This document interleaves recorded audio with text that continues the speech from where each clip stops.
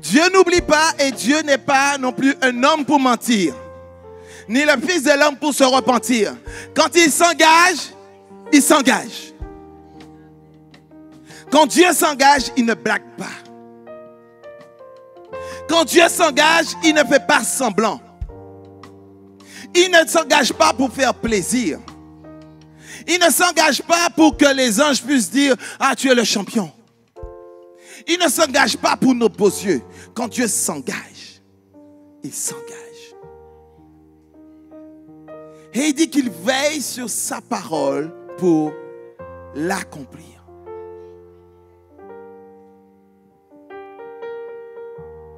Donc ce matin, j'aimerais te rappeler l'engagement que Dieu a pris avec toi. Parce que peut-être que tu as oublié. Peut-être que toi-même, je constate, tu as même oublié que tu avais pris un engagement avec Dieu. Si tu avais vraiment pris un engagement avec Dieu, tu m'aurais donné un bon amen. Mais tu as oublié ça. Ce n'est pas grave. C'est ta responsabilité. Je veux juste te rappeler ce que Dieu, lui, il s'est engagé à faire. Et lui, quand il s'engage, il ne blague pas. Il ne blague pas. Ésaïe 58, verset 11. Ésaïe 58, verset 11. Dieu s'engage envers nous d'une manière particulière et précise. L'Éternel, version Louis II, sera toujours ton guide. Il rassasiera ton âme dans les lieux arides. Et il redonnera de la vigueur à tes membres. Tu seras comme un jardin arrosé, comme une source dont les eaux ne tarissent pas. On va relire dans la version Bible du Semeur. À toi qui as fait cette alliance avec Dieu, toi qui t'es consacré, toi qui as dit, je laisse les vêtements de ténèbres. Toi qui as dit, j'abandonne les vêtements de ténèbres pour te revêtir des vêtements de lumière. Dieu s'engage avec toi et te dit, l'Éternel te conduira constamment. Il pourvoira à tes besoins dans les déserts arides. Il te fortifiera physiquement. Et tu ressembleras à un jardin bien arrosé, à une source vive aux eaux intarissables. L'Éternel te conduira constamment. Il pourvoira à tes besoins dans les déserts arides. Il te fortifiera physiquement et tu ressembleras à un jardin bien arrosé, à une source vive aux eaux intarissables. L'Éternel s'engage avec nous. L'Éternel s'engage envers nous. Toi qui as décidé de payer le prix, toi qui as décidé d'être cette épouse qu'il revient chercher, parce que tu as compris que Dieu ne vient pas chercher son église, mais qu'il revient chercher son épouse. Et qu'il revient chercher une épouse sans tache, ni ride, ni défaut. Qui veut une épouse qui se sanctifie. Et tu as dit, ok Seigneur, je ne comprends peut-être pas tout là maintenant, mais je m'engage à être cette épouse. À toi, il te dit, premièrement, je serai toujours ton guide. Je serai toujours ton guide. Je serai toujours ton guide. Ça veut dire que tu ne connais pas le chemin là pour l'instant. Tu ne sais pas comment Dieu va faire. Tu ne sais pas où tu vas aller, par quel chemin tu vas passer. Mais par contre, tu as l'assurance d'une chose. C'est que l'Éternel sera toujours ton guide. J'ai dit, l'Éternel sera toujours ton guide. Alors pourquoi as-tu peur? Pourquoi craindre d'emprunter ce chemin dans lequel il t'invite à entrer? Parce que tu ne le connais pas, mais je peux comprendre. Je peux comprendre que tu aies peur si tu te retrouvais à emprunter ce chemin sans avoir quelqu'un pour te conduire. Si c'est moi qui te dis, allons, on va y aller. Tu peux encore douter. Si c'est quelqu'un même qui est encore plus expérimenté que moi-même dans la foi, qui te dit, je vais te montrer le chemin. Et c'est peut-être vrai, le chemin par lequel il est passé lui permet peut-être de partager un retour d'expérience. Mais là encore, oui, je t'autorise à douter. Pourquoi? Parce que ce ne seront que des hommes. Que Dieu va utiliser, certes, mais ce ne seront que des hommes. Mais là, il ne s'agit pas d'un homme qui s'engage avec toi. Il ne s'agit pas d'un homme qui te dit, je vais te montrer le chemin. Il ne s'agit pas d'un homme qui va partager avec toi son retour d'expérience. Il s'agit de Dieu lui-même. Il ne s'agit pas d'un ange. Il ne dit pas, je vais envoyer un ange pour te guider. Il te dit, je serai, moi l'Éternel, toujours ton guide. Dans ta situation, Dieu se déplace en personne. En ce moment, nous avons une délégation de ministres qui sont en train de parcourir les dom-toms par rapport aux problèmes de violence, de délinquance, etc., etc. Est-ce que le président est venu lui-même? Non. Il a envoyé des ministres. Et même les ministres, même le préfet qui est sur place, avec l'autorité déléguée qu'il a, lorsqu'il rencontre les différents interlocuteurs, qu'est-ce qu'il fait? Il écoute. Le ministre va écouter. Il dit, j'ai entendu, maintenant je vais aller ramener ça pour le président et puis on va voir ce qu'on fait. Il ne peut pas s'engager, même avec son autorité déléguée, parce que c'est un ministre. Bon, si le président lui-même était venu et qu'il a dit, à partir de lundi, on met ça en place, même sans avoir consulté, il s'est engagé. Et là, tu peux t'appuyer sur ça. Suis-moi bien, on va en quelque part. Là, je suis en train de te dire que ce n'est pas un ange qui est venu récupérer ta requête et qui a dit, je vais aller porter ça auprès du Père, puis je vais voir si on va à gauche ou si on va à droite. Parce que moi-même, je ne sais pas, je ne connais pas le chemin. Je suis un serviteur comme toi-même. C'est ce qu'il a dit à Jean. Ne te prosterne pas devant moi. Quand il a eu la révélation de l'Apocalypse, l'ange a dit, je suis un serviteur comme toi-même. Donc si ce matin, je t'ai venu te dire, viens, allons avec moi. Je vais te montrer le chemin. Allons avec l'apôtre Marie, qui a déjà fait encore un plus grand chemin. Elle va nous montrer le chemin. Oui, tu peux. Tu peux. Parce que ce sont des hommes et des femmes que Dieu a utilisés qui sont loin. Mais là, il ne s'agit pas d'un apôtre, il ne s'agit pas d'un ancien, il ne s'agit pas d'un prédicateur, il ne s'agit même pas d'un ange. L'Éternel, l'Éternel, l'Éternel, l'Éternel, l'Éternel lui-même sera ton guide. De quoi avons-nous besoin de plus? Vous savez, les hommes ont pris l'habitude de dire il vaut mieux s'adresser à Dieu plutôt qu'à ses saints. Là, Dieu lui-même te dit, je descends. Je descends dans ta situation et je serai ton guide. Et il l'a démontré dans Exode chapitre 13 et verset 17. Exode chapitre 13 et verset 17 nous dit, lorsque Pharaon laissa aller le peuple, Dieu ne le conduisit point par le chemin du pays des Philistins. Dieu dit au peuple d'Israël, j'ai entendu vos cris, j'ai entendu votre souffrance. Je vous emmène dans un pays où coule le lait et le miel. Est-ce que le peuple d'Israël savait où se trouvait ce pays? Non. Dieu n'a pas dit, j'envoie un ange. Et pourtant, il avait placé Moïse. Il avait placé Moïse à qui il a donné une autorité déléguée. Mais il dit moi-même, alors que Moïse est là avec vous, et je parle à Moïse bouche à bouche, moi-même je serai votre guide. Et lorsque Pharaon laissa aller le peuple, il nous a dit que Dieu ne conduisit point le peuple par un chemin, le chemin du pays des Philistins, quoique le plus proche. Oups, on va s'arrêter sur ça. Dieu décide de ne pas conduire les enfants d'Israël par le pays des Philistins, alors que c'était le plus proche. Si il avait été donné aux enfants d'Israël de faire un choix, par quel chemin tu veux passer?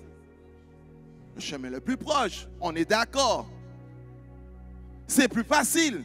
On est là, passer là, tout droit. Pourquoi tu veux me faire passer à gauche, ensuite revenir à droite, remonter, redescendre à gauche, redescendre? On y va là, c'est tout près. Parce que c'est ce que tu vois avec tes yeux physiques.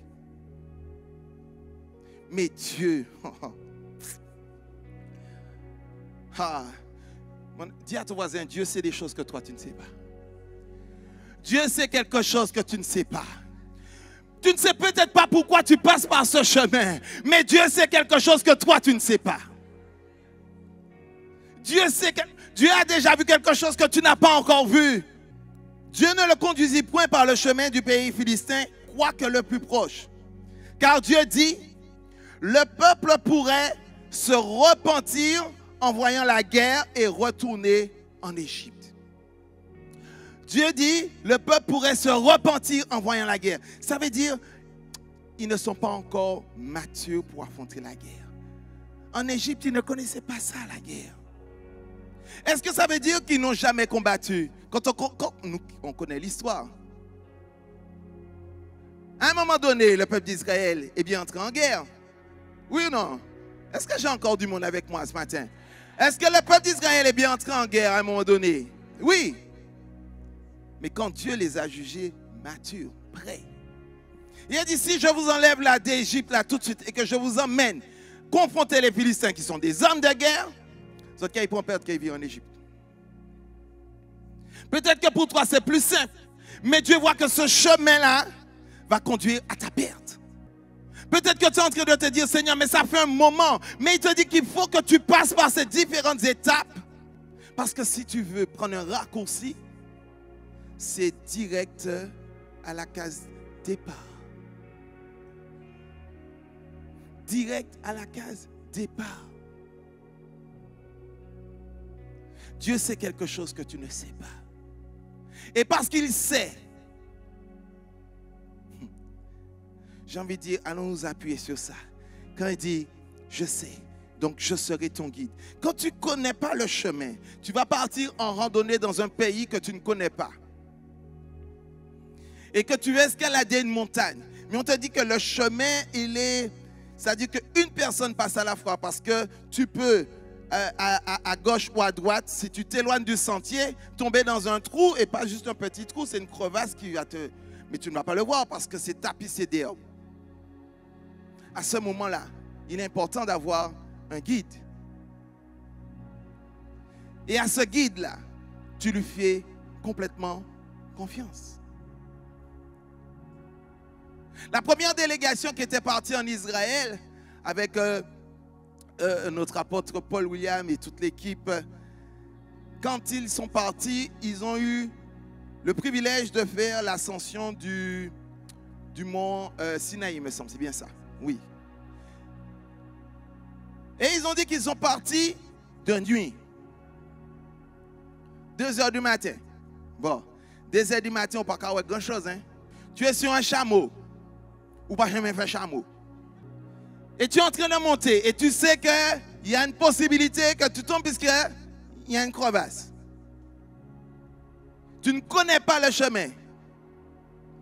Tu ne parles même pas bien la langue de la personne. Tout ça qu'on attend, c'est yala, yala. Et pourtant, ils ont fait confiance. Parce que ce sont des guides. Ils connaissent le chemin. Toi, tu ne le connais pas. Toi, tu ne le vois même pas parce qu'il fait nuit. 2 heures du matin. Tu es sur un animal que tu n'as pas même un petit mouton jamais monté. Ou sur un chameau, yala, yala. Et pourtant, ils ont dû faire confiance. Ils ont fait confiance et ils sont arrivés à bon port.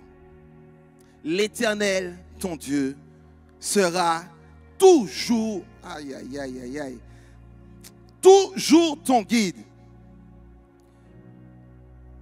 Le mot toujours a toute son importance. Dieu n'est pas en train de te dire de temps en temps des lèvres. Pas si tant. On connaît ça. Dieu est en train de te dire toujours. Il ne te dit pas, bon, au plus fort du combat, je serai là. Mais pour les autres jours, tu peux te débrouiller quand même. Tu es assez grand. Non. L'Éternel sera toujours ton guide. Et on voit cela encore, toujours dans le même chapitre 13 de Exode, verset 21. Il dit, l'Éternel allait devant eux le jour dans une colonne de nuée pour les guider dans leur chemin, et la nuit dans une colonne de feu pour les éclairer, afin qu'ils marchassent jour et nuit. jour et nuit. H24. Quand l'Éternel s'engage, il s'engage. Il ne blague pas. Il n'est pas en train de te dire, donne-moi un tiers tété, en chance, en faveur. Non. Le jour dans une colonne de nuée, la nuit dans une colonne de feu, pour qu'il marchasse jour et nuit. L'Éternel est en train de te dire, quelle que soit la situation dans laquelle que tu te trouves, que ce soit le jour dans ta vie ou la nuit dans ta vie, je suis avec toi. Et je suis ton guide. Je ne suis pas là uniquement quand tout va bien. Même la nuit, je suis là. Et la nuit, je suis dans une colonne de feu. J'aimerais que nous puissions comprendre le bénéfice que nous avons lorsque nous nous engageons avec Dieu. Parce que lorsque Dieu s'engage, il s'engage. Dieu ne blague pas. L'Éternel dit, il sera toujours notre guide. Et Moïse lui-même a dit à l'Éternel, à un moment dans le parcours, vous avez trouvé ça dans Exode 33, si tu ne marches pas toi-même avec nous, ne nous fais point partir d'ici. Moïse avait compris quelque chose. Moïse avait réalisé que malgré le bâton super puissant que Dieu lui avait donné, il a dit à Dieu, je ne veux même pas d'un ange. Tu as mis Aaron, tu as mis Myriam à côté de moi, tu m'as donné un bâton. Ok, j'ai vu le bénéfice de tout ça. Mais là, j'ai vu aussi le bénéfice de t'avoir comme guide. Donc là, si tu ne marches pas toi-même, je ne bouge pas. Moïse a refusé de partir sans avoir Dieu pour guide. Malheureusement, nous, on est un petit peu plus téméraires. De petites victoires, et puis ça y est, on est les champions. Ah oui, non, mais c'est bon, j'ai compris le truc, Seigneur. Ah, j'ai compris. Ok, j'ai vu comment tu as fait. C'est bon, je ne vais pas te déranger, puisque c'est vous qui a soulagé, bon Dieu. Hein? Il dit qu'il a été besoin anti-soulagement. Je ne vais plus te déranger, j'ai compris, je vais prendre mes décisions. Je vais faire pour moi-même. J'ai analysé comment tu as fait. C'est pas mal, pas mal. Je n'avais pas vu ça comme ça. Donc, les prochaines décisions, je ne consulte pas l'Éternel. Je décide de faire comme je veux. Moïse a dit, nous ne bougerons pas si ce n'est pas toi-même, pas un ange. Je ne veux même pas un ange. Si ce n'est pas toi qui nous guide. Et vous savez, l'Éternel, il avait compris que l'Éternel sait mieux que lui-même le chemin. Quel est le meilleur chemin pour notre croissance? Dieu le sait. Ne faisons pas l'erreur de vouloir partir et penser y arriver par nos propres moyens. Pourquoi c'est une erreur? Si tu n'avais pas le choix, si tu n'avais pas d'autres possibilités, je te dis, bon, tu fais comme tu peux. Mais Dieu te dit, il s'engage à être toujours ton guide. Et toi, je ne sais pas qu'est-ce qui se passe dans ta tête. Tu penses, tu te dis, je vais pouvoir y arriver seul. Je vais pouvoir mettre en place des calculs savants pour pouvoir m'en sortir. C'est l'erreur que nous faisons. Si aujourd'hui, nous sommes encore en train de tourner pour certains dans le désert, c'est pas ce que Dieu veut. C'est parce qu'au moment où le guide les a amenés devant Canaan et a dit, bon voilà, nous sommes arrivés à destination. Mettez vos ceintures, nous allons bientôt atterrir. Ils ont regardé, ils ont dit, hey, il y a des géants là. Ça, c'est des problèmes. Et ils ont oublié que Dieu a été leur guide jusque-là. Que Dieu a changé une eau amère en eau douce. Que Dieu leur a donné un pain qui venait du ciel. Que Dieu leur a donné de la viande à ne plus savoir quoi en faire. Ils ont oublié tout ça. Ils ont oublié que Dieu les a guéris miraculeusement de morsures de serpents. Et ils se sont dit, mais là, il y a des géants. Donc, si nous pas couillons, il vaut mieux que nous... vaut mieux pas nous aller là. Quand même, nous sommes des gens intelligents. Vous savez, dans un des films des frères Kendricks, je crois que c'est Facing the Giant, me semble. Il y a un acteur qui dit, si tu veux faire sourire Dieu, raconte-lui ton plan. Si tu veux faire sourire Dieu, raconte-lui ton plan. Dis-lui, Seigneur, j'ai réfléchi. Je pense que c'est mieux qu'on n'y aille pas, en fait. Et c'est là qu'il va dire, hey, cet esprit, viens t'en une bien bonne. Il pense que c'est mieux ailleurs. Il pense que c'est mieux de faire comme ça. Et parce qu'ils n'ont plus suivi le guide qui leur disait, allez-y, c'est maintenant. Ils ont tourné 40 ans de plus dans le désert. Et non seulement ils ont tourné, mais ils sont morts dans le désert. Tu veux fonctionner sans ton guide? Tu penses que tu as déjà tout compris? Mais le pire, c'est qu'après, tu vas te plaindre. Hein? Mais Seigneur, pourquoi m'as-tu abandonné? Il va te dire, mais pourquoi tu ne m'écoutes pas? Vous savez une chose, c'est que comme Dieu ne nous dit pas à l'avance le chemin, il ne nous dit pas, s'il leur avait dit, tu vois, ils auraient pu dire, Seigneur, si tu nous avais préparé psychologiquement, si une semaine avant, tu nous avais dit, bon les gars, on y arrive, mais attention, il va y avoir des géants. Ah, c'est beaucoup la méchant. Tu vois, Seigneur, tu nous aurais dit ça, on se prépare. Là, tu nous dis d'aller explorer et c'est là qu'on découvre qu'il y a des géants. Mais toi-même aussi, Seigneur. Mais, allons plus loin. Est-ce que tu penses que si Dieu leur avait dit, bon, je vous sors d'Égypte, je vous amène dans un endroit où il y a des géants, où t'es calé? Si Dieu avait dit à Joseph, on a beaucoup parlé de Joseph ces jours-ci. Dieu a donné un rêve à Joseph et Dieu lui a dit, tu seras premier ministre, grand vizir, grand intendant en Égypte. Il lui a montré que ses frères allaient se prosterner devant lui. Il lui a montré que ses frères et son père et sa mère allaient se prosterner devant lui. Joseph avait juste la possibilité de dire, eh bien, écoutez, papa, maman, je crois que Dieu m'appelle à occuper des fonctions beaucoup plus importantes que je n'occupe ici. Merci pour tout l'amour que vous m'avez donné. Je m'en vais de ce pas. Si Dieu avait montré à Joseph le chemin,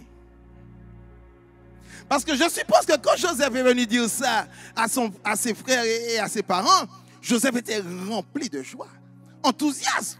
Hey, j'ai fait un rêve, mais un truc magnifique. Moi-même, j'ai des frissons. Je n'en reviens même pas de ce que j'ai vu. J'ai vu vos gerbes. Si le père même de Joseph a réussi à lui dire, et Joseph, oh. Ben c'est différent, hein? Alors, mon bon petit tunique, hein, ou j'en comprends c'est où? Hein, je me prosterne devant toi. Joseph avait le cœur rempli de joie. Peut-être qu'il se disait, quand est-ce que Dieu va m'appeler? Quand est-ce qu'il va... Parce qu'il pensait que tu sors de chez papa, maman. Quand il a oint David. David n'est pas sorti de chez papa. Dit, bon, les gars, si on m'a débat, moi, maté là. Hein? Tu as vu ce qui... Tu as vu ou tu n'as pas vu? L'huile, tout ça. Tu as vu? Ouais, tu as vu. Donc, maintenant, respect, les gars. Pas même inviter, moi, bon ingrat. Non. David est retourné avec les moutons. Parce que Dieu savait le chemin. Et même après les moutons, il n'est pas monté, quand il est arrivé dans le palais, il n'est pas monté tout de suite sur le trône. Il était le serviteur. Et après être le serviteur, il était le méprisé. Après être le méprisé, il était celui qui était à la tête de brigands. Il dit, Seigneur, mais tu m'as oint pour être roi. Roi, Seigneur, tu m'as dit roi. Ce n'est pas un étranger. Le prophète et Samuel en personne s'est déplacé. On est venu me chercher. J'étais avec les brebis. On est venu me chercher. Ce n'est pas que j'étais là C'est que quand même, on ne s'est pas trompé. Aujourd'hui, on voudrait faire des raccourcis. Parce que Dieu ne nous a pas montré le chemin. Mais si Dieu nous avait montré le chemin, s'il avait dit à Joseph, oui, tes frères vont se prosterner devant toi, mais avant qu'ils se prosternent, ils vont te vendre. Mes frères, oui, tes frères, ils vont te vendre. Mais non, ils ne peuvent pas faire ça. Mon Semi, même sans, oui. Siméon, Siméoné, si. Mais non, il n'a jamais fait mais ça. S'il lui avait dit, après, quand tu seras vendu, tu vas arriver dans un pays étranger. Où tu seras vendu comme esclave. Moi, le gars, il a la belle tunique, mais chez mon père même, c'est à peine si je vais lever un petit balai, je serai esclave. C'est pas ça. Mais non, Seigneur, revois le rêve. Tu as pas vu. Revois le rêve. Tu as vu, le rêve, c'était les gerbes se prosternent devant moi. S'il lui avait dit, mais attention, mais c'est pas grave. Quand tu seras esclave, il va reconnaître tellement ton onction qu'il va t'élever. Ah, d'accord, là tu commences à me parler, Seigneur.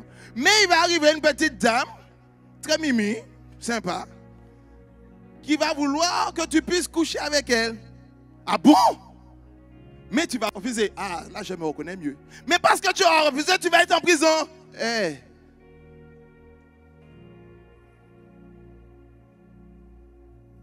En prison, tu vas y des dégâts. Et puis il y en a un, tu vas lui dire, hey, rappelle-toi de moi quand tu vas sortir. Dis un mot pour moi. Écris au juge. Dis-lui, je n'ai rien à voir dans cette affaire. Eh bien, tu sais quoi, le gars, il va t'oublier. Hey! Si Dieu avait dit ça à Joseph, pensez qu'il serait parti? Pensez que David aurait... Si Dieu vous avait dit, vous qui avez déjà fait un bout de chemin, parce qu'on n'a pas encore fait tout le chemin, si vous, qui avez déjà fait un bout de chemin, Dieu vous avait dit, bon, je t'appelle un grand ministère, tu seras prophète des nations, tu seras grand prédicateur devant les... Maman, ah, je reçois, Seigneur. Et pendant que tu dis, je reçois, il te donne la feuille de route, il voit qu'un tel te méprise, un tel te calomnie, un tel... Je laisse point note. Ouais, parce que... Si tu montres que tes finances vont être attaquées, ta famille va être attaquée, tu risques de perdre ton travail, tu risques de perdre tout ce que tu possèdes. J'ai même envie de dire, Jésus a essayé une fois. Il y a un homme qui est venu, il lui a dit, que faut-il que je fasse pour hériter de la vie éternelle? Il lui a rappelé les commandements. Il a dit, tu as fait. Ben, il m'a dit fait depuis tout petit, oui. Jésus, comment? C'est moi, oui. Il dit, ça, c'est bien, bravo. Bravo. Maintenant, vends tout ce que tu possèdes.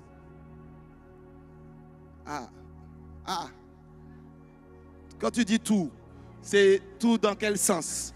Tout dans le sens positif ou négatif du terme? Tout dans la globalité ou tout dans le partiel? Tout ce que je peux, tout ce que je veux, parle pour moi, explique-moi, j'ai bugué. Il n'a pas été plus loin. Si Dieu lui avait dit, eh bien, viens sur moi, et puis peut-être qu'au fur et à mesure, il est délesté, peut-être qu'il serait allé. Mais Jésus, tu vois, dans sa grande bonté, il lui a voulu montrer le chemin. Il a dit, bon, maintenant, il va falloir que tu perdes tout. Il a été, la parole nous dit qu'il est reparti tout triste. C'est à côté. Alors qu'avec Dieu, quand tu perds, tu gagnes. Quand tu perds, tu gagnes.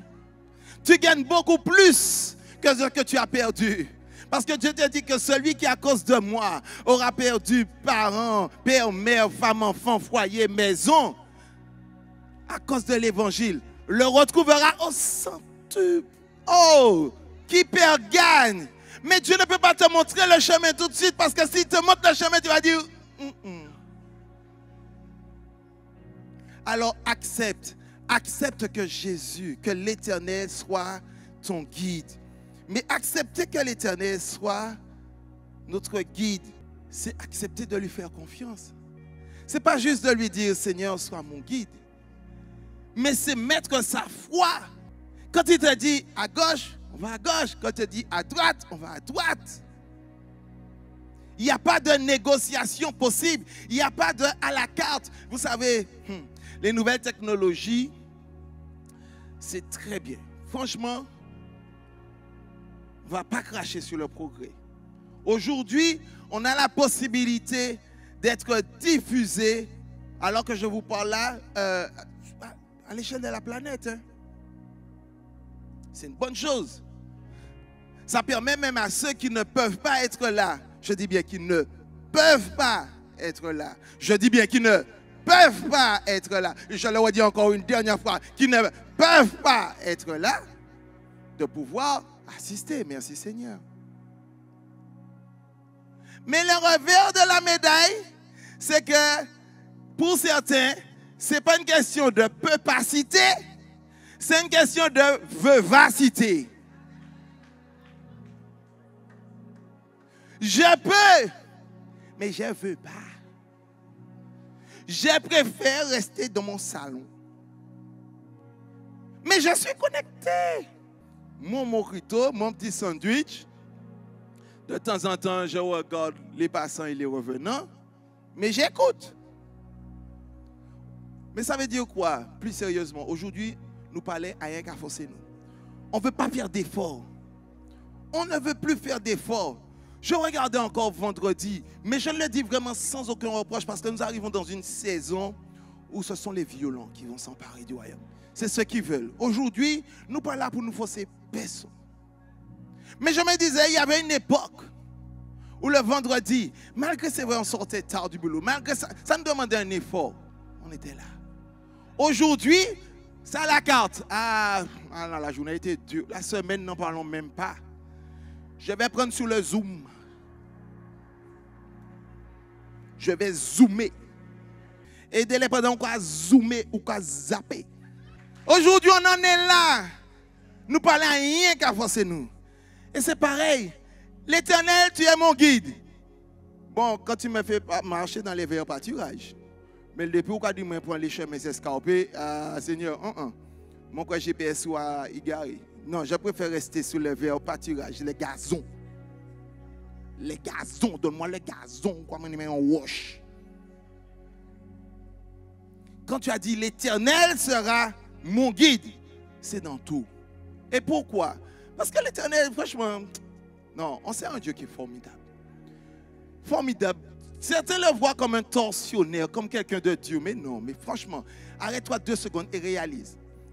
Il ne te doit rien. Et tout ce que tu pourrais faire ne saurait payer ce qu'il fait pour toi. Mais il a décidé d'être ton guide jour et nuit. Et en plus, il te dit, bon, pour te montrer que tu as raison de me faire confiance. Il dit, il rassasiera ton âme dans les lieux arides. Dans la version Bible du Sommeur, il pourvoira à tes besoins. Parce que parfois, vous savez, on s'inquiète du lendemain. Mais comment on va faire? Comment on va manger? Comment on va boire? Pourquoi? On a tellement de questions. Mais Dieu te dit, je serai ton guide. Et tu n'as pas besoin de t'inquiéter. Je vais pourvoir à tes besoins. Il dit, il rassasiera notre âme. J'aime bien quand il dit ça. Pourquoi? Parce que la partie la plus difficile à manœuvrer, c'est notre âme. Il ne dit pas, je vais rassasier ton esprit. Il ne dit pas, je vais rassasier ton corps. Il dit, je rassasierai ton âme. Parce que je sais déjà, hein, ton âme, dès qu'il y a un petit problème, dès qu'il y a frustration, on va chercher un placebo. On va chercher quelque chose pour remplacer, pour compenser. J'étais en train de réfléchir à ça. Vous savez, beaucoup... Allez, je serai prudent, je ne dirai pas tous ceux, je préfère dire beaucoup, de ceux qui sont dans les addictions. C'est à cause de leur âme. Hein? C'est vrai que souvent on va traiter l'addiction, mais qui n'est que la conséquence de mal-être. Parce que je me sens mal, parce que mon âme est tourmentée, je vais chercher à compenser avec de l'alcool, avec du sexe, avec les jeux vidéo, avec la télévision, avec quelque chose, même parfois avec le sport. Hein. Je veux compenser. Parce que quand je fais cela, quand je fais du sport, quand je suis dans la drogue, quand je suis dans l'alcool, j'ai une espèce d'euphorie, j'ai une sensation de bien-être. Et ça me fait oublier pour un temps mon mal-être. Quand je prends le petit, je plane, je décolle, je suis au-dessus des problèmes. Moi, j'ai une addiction. Aïe. Il a porté une addiction. Qu'est-ce qu'on fait? On l'écoute jusqu'au bout ou bien on peut partir? Parce que s'il a porté une addiction, ben, tout est fini. Oui, j'ai une addiction. Une addiction au sucre.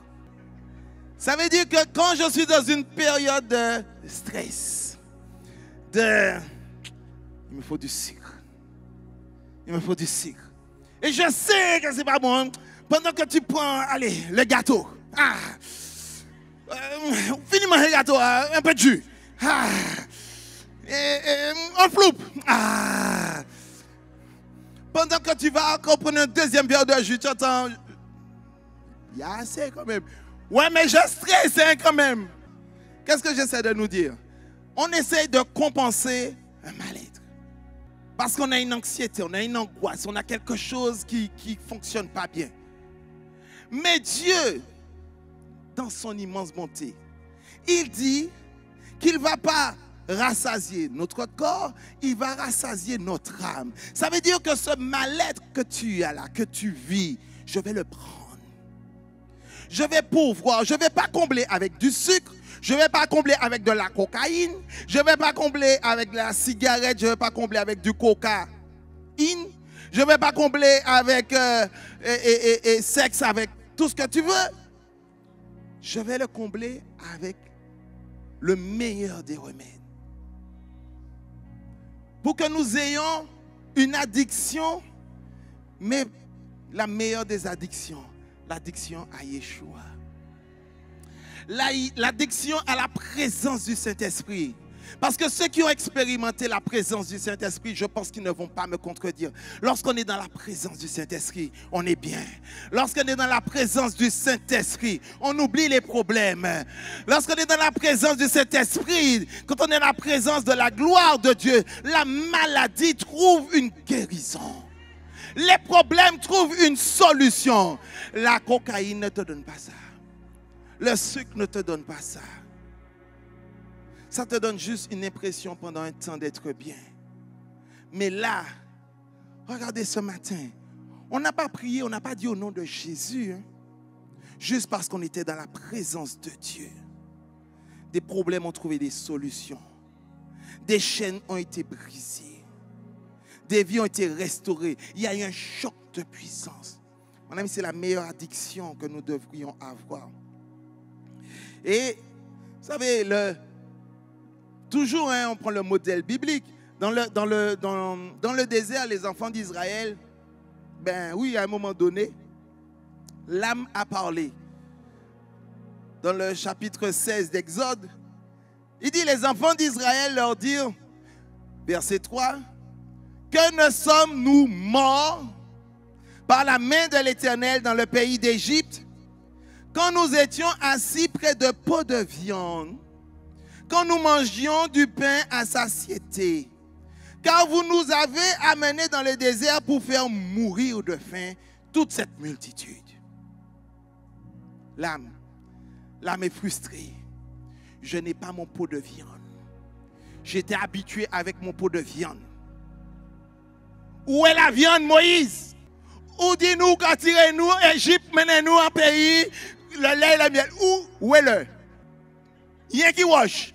Seigneur, je t'ai donné ma vie. Tu m'as dit qu'à partir de maintenant, tu prends soin de moi. Je ne serai plus à servir des hommes. Je serai quelqu'un de valeur. Et comment ça? Pourquoi je subis encore l'oppression de mon voisin? Pourquoi mon patron est encore en train d'exercer?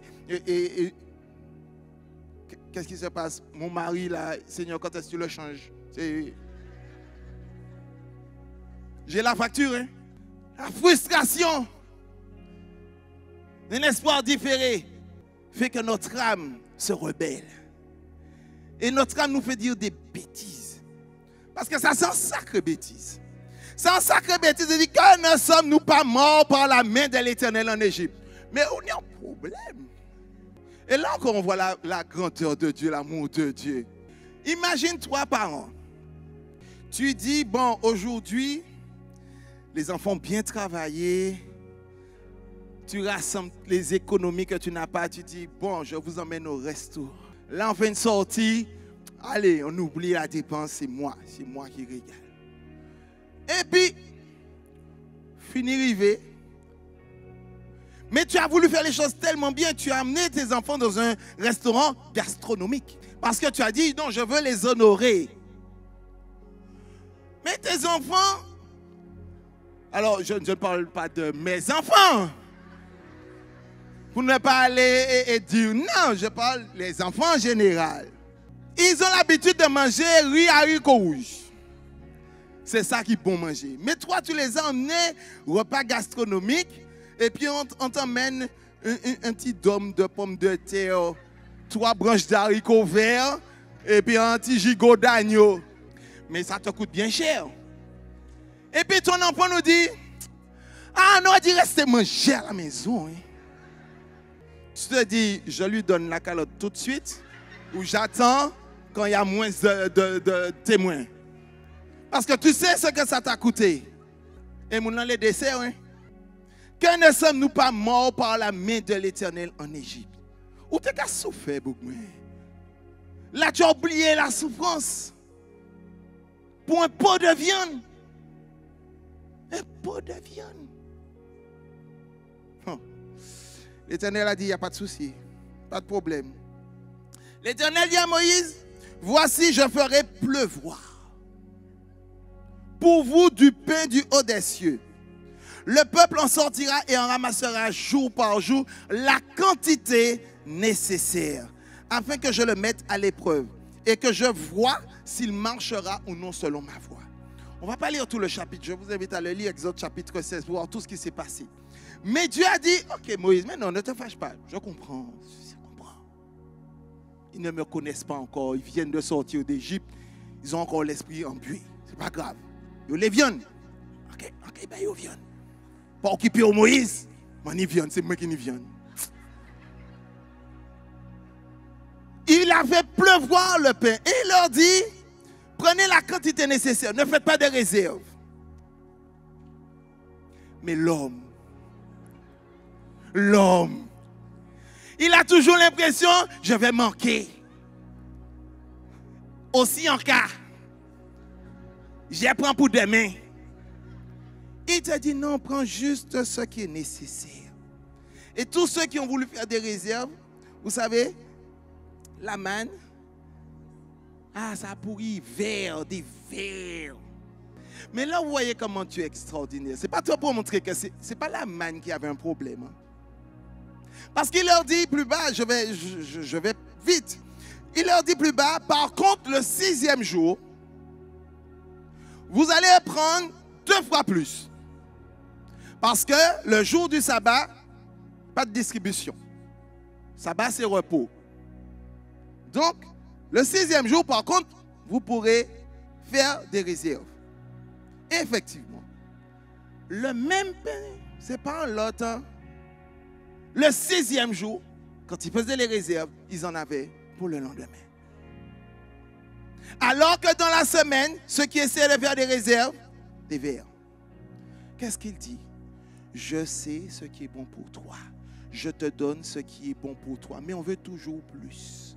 Et comme on veut toujours plus, eh bien, on se crée des frustrations. On ne réalise pas que Dieu est en train de nous donner ce qui est nécessaire. On veut ce qu'on n'a pas. Et on est tellement focalisé sur ce qu'on n'a pas qu'on oublie de faire avec ce qu'on a. Arrêtons de nous focaliser sur ce qu'on n'a pas et bâtissons avec ce qu'on a. Je crois que vous connaissez le témoignage de cet homme qui est né, un homme tronc, sans bras, sans jambes. Si cet homme était resté là à se dire, pas de bras, pas de chocolat, pas de bras, pas de jambes, je ne fais rien du tout. Je reste là à me lamenter sous mon sort. Je pleure toute la journée. Aujourd'hui, cet homme-là est marié, a des enfants. Et son témoignage est une source de bénédiction pour un bon nombre de personnes. Son témoignage est une source de bénédiction. Est-ce que ton témoignage est une source de bénédiction? Peut-être pas, parce que tu es encore en train de te dire, mais Seigneur, je n'ai pas. Je n'ai pas. Où est mon pot de viande? Tu as oublié que Dieu t'a sorti de l'esclavage. Et pour un pot de viande, tu es prêt à revenir en esclavage. Que ne sommes-nous pas morts en Égypte? Tu as oublié comment tu souffrais. Galates 5:1 te dit, c'est pour la liberté que Christ nous a affranchis. Et ne nous laissons pas mettre à nouveau sous le joug de l'esclavage. Mais malheureusement, c'est ce que nous faisons.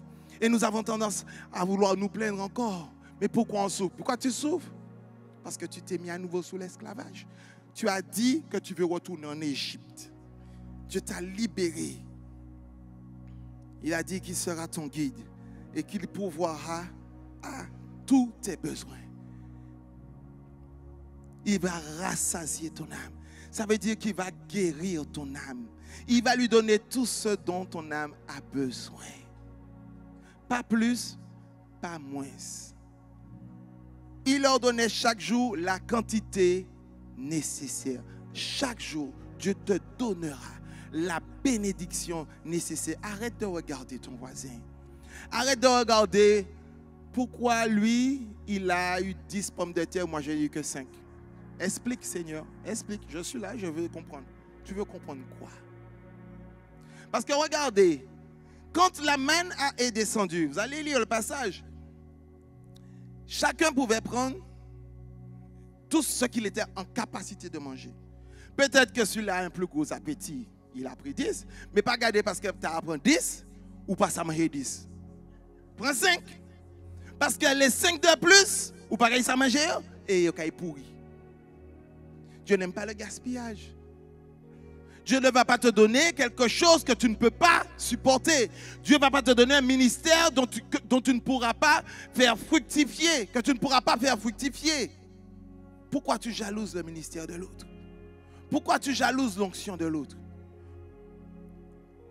Mais chéris ce que toi, Dieu t'a donné et remercie-le. Discipline ton âme. Mon âme bénit l'Éternel. Bénis l'Éternel. Bénis l'Éternel et n'oublie aucun de ses bienfaits. Oh, peut-être que tu n'as pas le dernier Mercedes 4x4, mais l'Éternel ne t'a pas laissé à pied. Tu n'es pas à pied. Et des fois même, il y avait, je ne sais plus qui c'est qui me disait, oui, mais je n'ai pas de voiture. Je dis, oui, mais tu n'es pas à pied. Oui, mais à chaque fois, c'est quelqu'un qui me prête. Oui, mais tu n'es pas à pied. Dieu permet qu'il y ait quelqu'un, parce que la personne n'est pas obligée, ou tu achètes un loto, ou quand il y a des gens qui payent traite. Oh, mais il y a des gens qui te ribent. Ou pas tenir. On te prête. Ah, mais Seigneur, j'ai rien à moi. Mais c'est pas beau. Qu'est-ce que tu veux? Tu veux à moi ou bien tu veux te déplacer? Tu veux te déplacer? Je te donne le moyen de te déplacer. Oui, mais je veux à moi. Insensé. On avance. Et il dit, et il redonnera de la vigueur à tes membres. Dans l'autre version, Bible du Sommeur, il dit, il te fortifiera physiquement. Ça veut dire que Dieu est conscient que nous ne sommes pas qu'esprit. Dieu est conscient que nous n'avons pas qu'une âme. Mais que parfois, les forces physiques nous manquent. On a l'impression que on est en train de toujours courir. Dieu n'est pas que nous lasse, mais s'il voit que tu es fatigué, il voit. Mais il dit qu'il redonnera de la vigueur à tes membres. Qu'est-ce que Ésaïe 40 nous dit? Verset 31. Mais ceux qui se confient en l'Éternel renouvellent leur force. Ils prennent leur vol comme les aigles. Ils courent et ne se lassent point. Ils marchent et ne se fatiguent point. Ils courent. Ils marchent. Ça veut dire qu'ils sont en mouvement. Il n'y a pas de pouce. Il n'y a pas de time break, temps mort. Il n'y a pas ça. Toi, tu attends, Seigneur, on en fait une pause. Avec le Seigneur, il n'y a pas de pause. Il te dit, pendant que tu marches, je te renouvelle. Mais je sais que tu es fatigué. Mais si tu me fais confiance, Pendant que tu cours, tu ne te fatigues pas.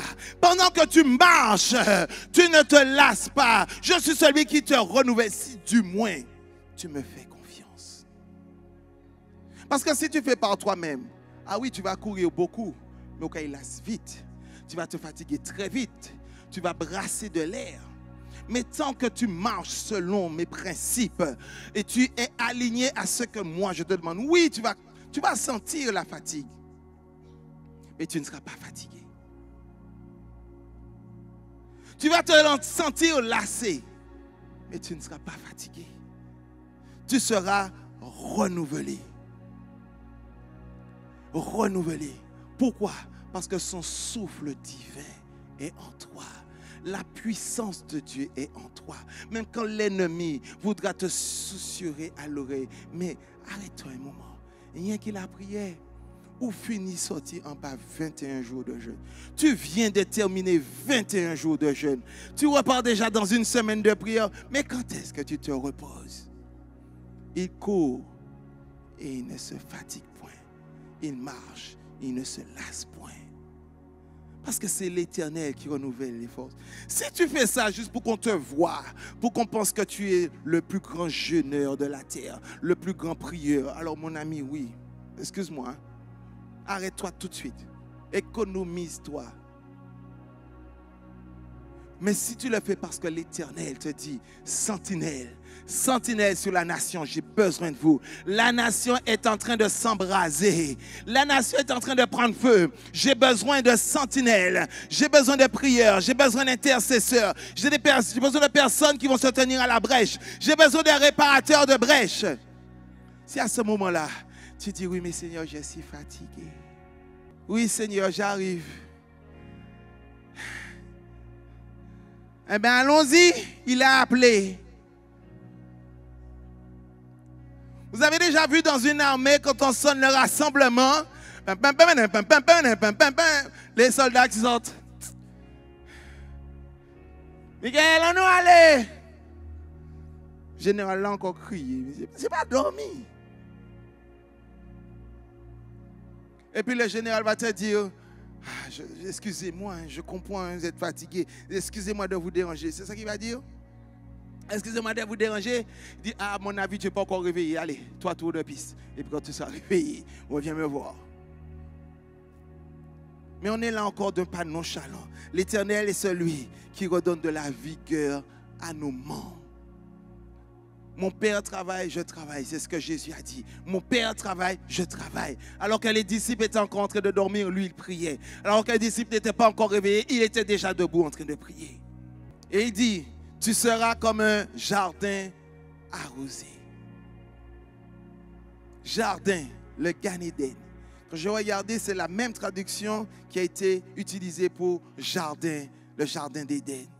Ça veut dire que lorsque tu te confies en l'Éternel, lorsque tu fais de lui ton guide, lorsque tu réalises, tu as foi en lui qu'il pourvoira à tous tes besoins, non seulement il renouvelle tes forces physiques, mais il te ramène au Bereshit. C'est pourquoi il t'avait créé dès le départ un jardin arrosé. Voilà ce que Dieu avait fait dès le départ. Il nous avait créés à son image et à sa ressemblance. Il nous avait créés à son image et à sa ressemblance. Et il dit, puisque tu marches selon mes voies, puisque tu me fais confiance, je fais de toi ce que j'avais déjà prévu dès le départ, un jardin. Mais certains d'entre nous, on veut rester une savane remplie de mauvaises herbes. Alors que Dieu veut faire de nous un jardin plus beau que les jardins de Versailles.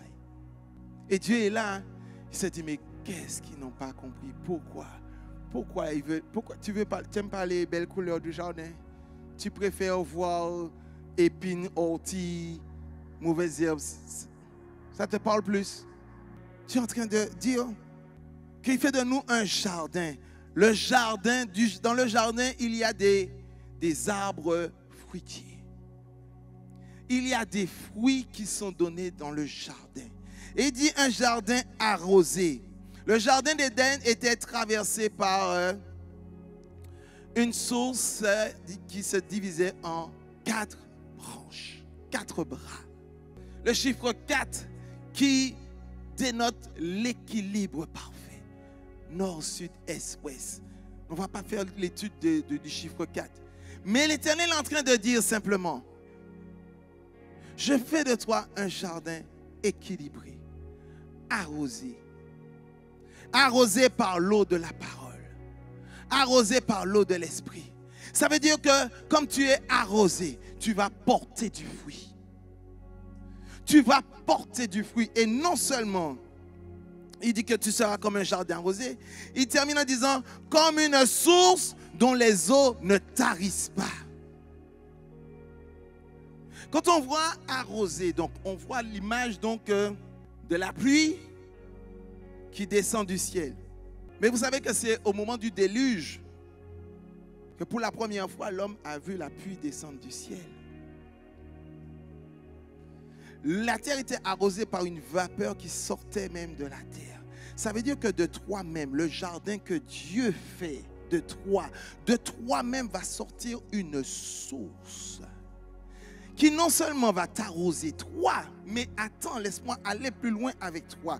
Il dit comme une source dont les eaux ne se tarissent pas. De toi-même, tes eaux vont se tarir. Mais pourquoi ça ne va pas se tarir? Parce que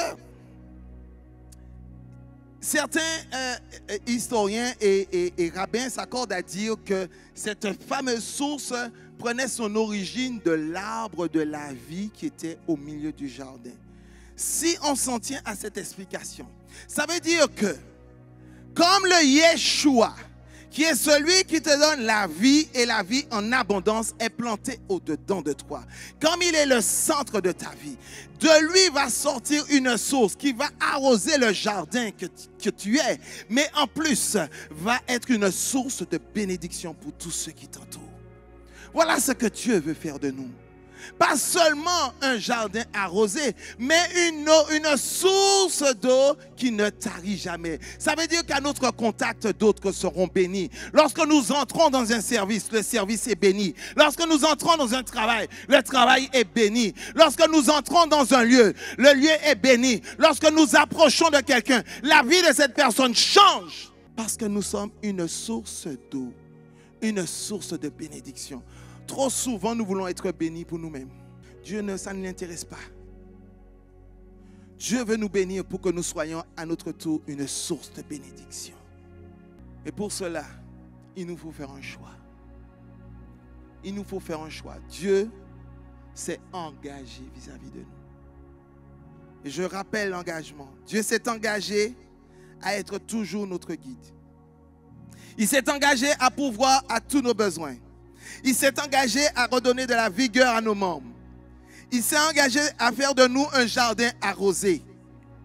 Un jardin arrosé, ça veut dire qu'on ne sera plus une terre sèche et aride. Et même lorsqu'il dit qu'il rassasiera notre âme, il dit qu'il rassasiera notre âme dans les lieux arides. Dans les lieux arides. Ça veut dire que si aujourd'hui, tu es dans une terre aride, tu sens qu'autour de toi, c'est compliqué, c'est bizarre, c'est dur. Ne te plains pas. Dis simplement, je suis éligible pour que Dieu me rassasie. Je suis juste éligible pour que Dieu fasse de moi un jardin arrosé. Parce que si ton jardin est déjà arrosé, pourquoi Dieu viendrait-il arroser ton jardin? Tu es simplement éligible pour qu'il fasse de toi un jardin arrosé. Et enfin, il s'engage à être une source, à ce que tu sois une source dont les eaux ne tarissent pas. Une source dont les eaux ne tarissent pas.